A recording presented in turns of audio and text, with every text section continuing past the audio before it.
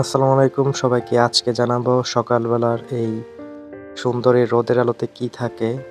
প্রথমত বলে নিচ্ছি, এই সূর্যের সবচেয়ে গুরুত্বপূর্ণ স্বাস্থ্যকর উপাদান হলো আল্ট্রাভায়োলেট বি ইউভিবি রশ্মি, যা মানবদেহের ভিটামিন ডি তৈরি করতে সাহায্য করে। ভিটামিন ডি এর উৎস হলো ত্বক। যখন সূর্যের আলোর সংস্পর্শে আসে তখন ত্বকে থাকা এক ধরনের কোলেস্টেরল এই ইউভিবি রশ্মি শোষণ করে ভিটামিন ডি তৈরি করে।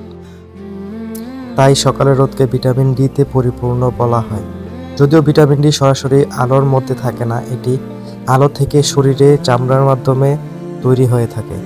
মূলত সকাল 6:30টার সময় যে রোদটা উঠে আমরা 9টা-10টা পর্যন্ত যে রোদটা পাই সেটা খুবই উপকারী আমাদের শরীরের জন্য। সকালের রোদ রোগ প্রতিরোধ ক্ষমতা বাড়াতে সাহায্য করে, হাড় শক্তিশালী করে এবং শরীরের শক্তি উদ্যম বৃদ্ধি করতে সাহায্য করে। ধন্যবাদ সবাইকে।